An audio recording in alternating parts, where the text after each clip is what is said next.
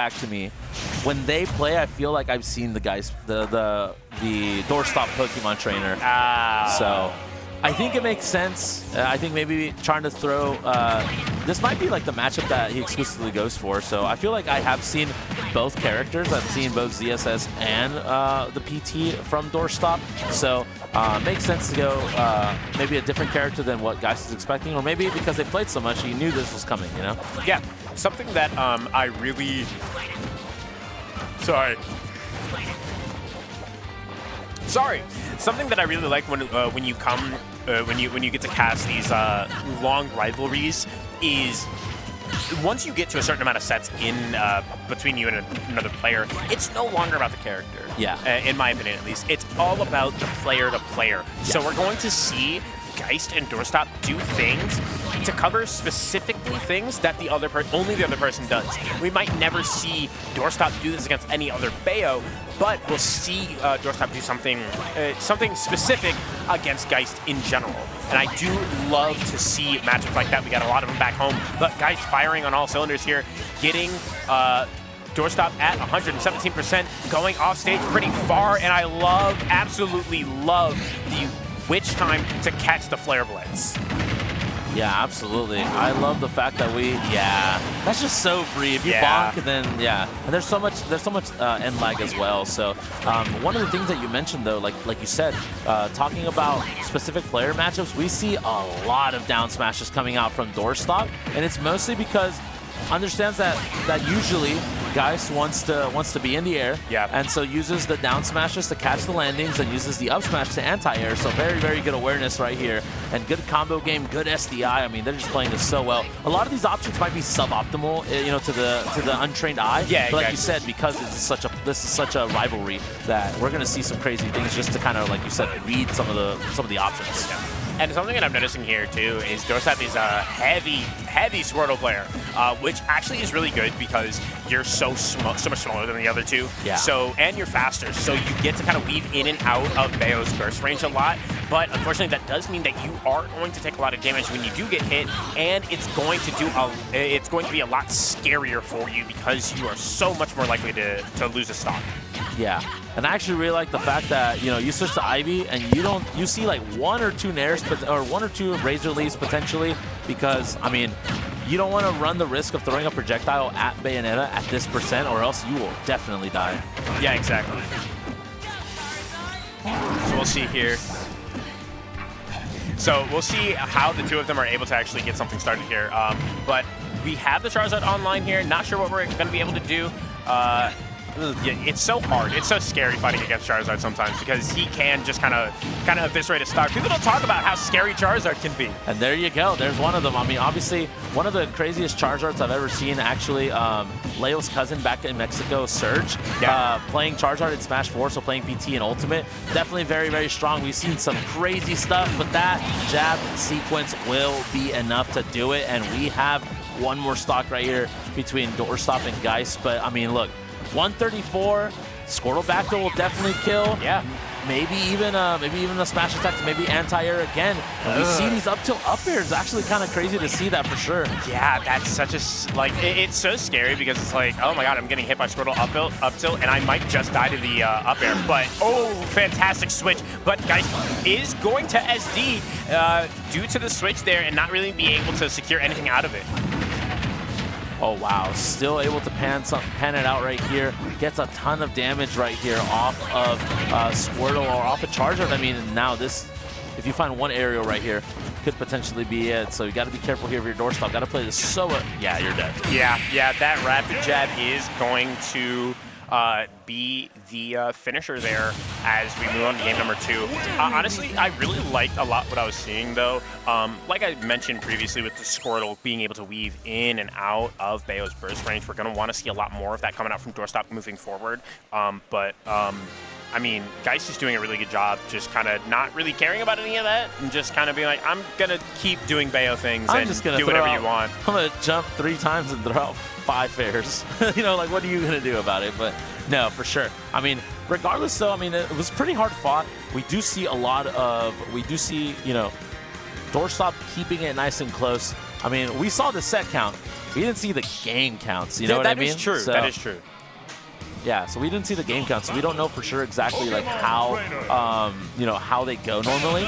But obviously, the Cincy people could probably respond accordingly for you. And yeah, I mean, gonna keep trucking along right here. I think it'll be very hard if we see. It'll be very. I find it very hard to believe if we see a character switch now. I think they're just gonna rock PT the whole way. Doorstop looking potentially maybe to tie up the set count right here, trying to find something right here. Yeah, we'll see we'll see what Doorstop is able to actually pull out here, but I love the Squirtle combos coming out from him there as we continue moving. Good stuff. Ooh, I love crouching. I love crouching, and I love characters with crawls as well. Kind of that little micro spacing that you're able to do, especially when you're in a ledge trapping situation. Really good stuff coming out from Doorstop, and he is keeping on a lot of the pressure here against Geist. But as we continue to move on here, I love the down smash there. Good stuff.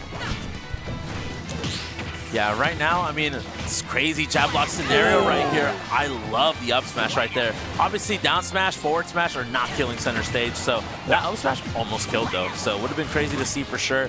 I mean, right now though, I love the fact that Geist is kind of like still throwing out all these hitboxes, but they're kind of more in a retreating manner. Yeah. More so like in case Doorstop wants to come in and punish. And again, these down smash callouts are because we normally see Geist come in with these like short hop ABKs, right? Yeah. And that's kind of just to catch the landing. So we saw it a little bit game one. So clearly it's working because we see more of it from Doorstop. But unfortunately, gonna end up just succumbing to that sequence in the air right there. Yeah, and that badge within is also going to be unfortunate because that surely would have killed the up B out of shield. So, I mean, it's been the thing about these like short hop ABK callouts that haven't been working out for Doorstop is that Geist is just standing there, right? Just standing there right outside the base. He's like, I know what you want and I'm not going to give it to you.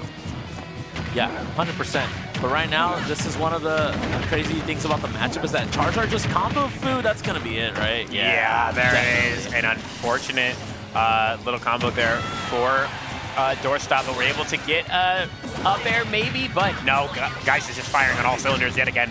Way too powerful right now. Yeah, Geist is cooking pretty hard this game, right? Like definitely much different than how game one looked, right? Game one kind of looked like it was a much more contested battle, and right now game two, I mean, Geist has just been running away with it right now. I feel like there's not really a whole lot you can do sometimes. I mean, right here, you just recover over the ledge, so you can't really do anything. Bats within being a godsend right now for Geist. Able to find something here, can we? Yeah.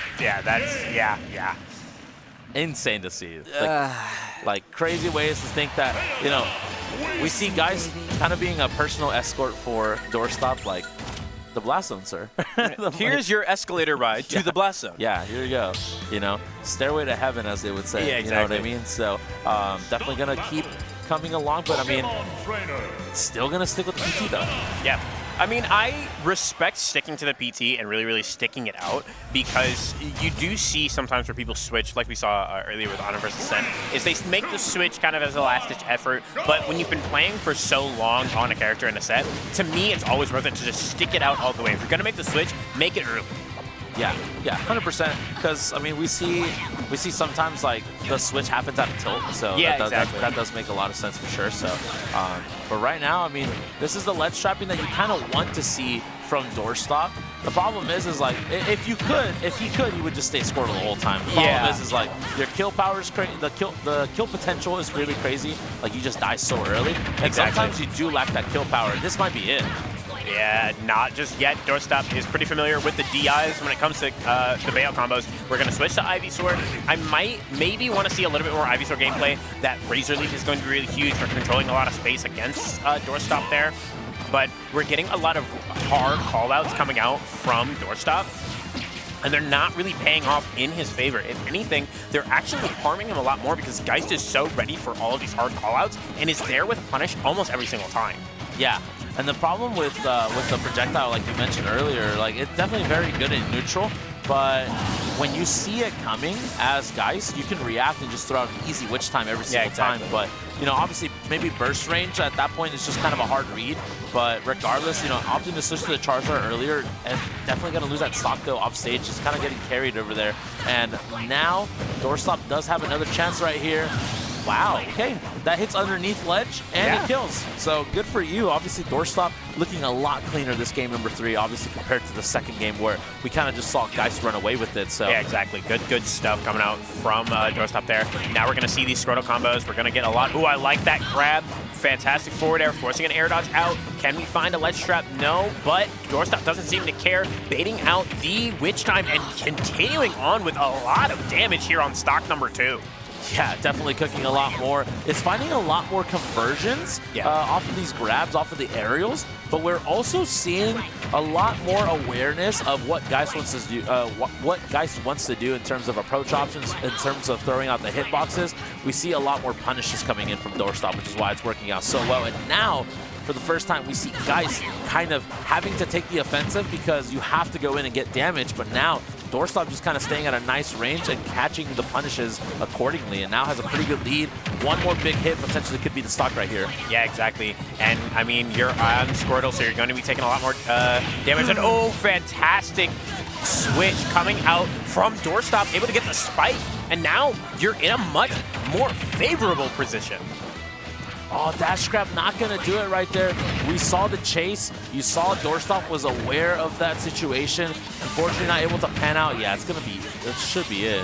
Yeah, a little bit too low. Even with the jump, like, you know, you just don't make it back after. And then if you bonk against the stage, you just get punished for free against Geist. So, sorry, but still looking pretty good right here. Not out of the realm of possibilities right now for Doorstop. Yeah, really good stuff coming out from both of them there. I mean, it was such a tough situation off stage like there, but ooh, really good stuff coming out from Doorstop, able to get that pivot grab. We see a lot of these down smash callouts. I don't know how I feel about them though, man.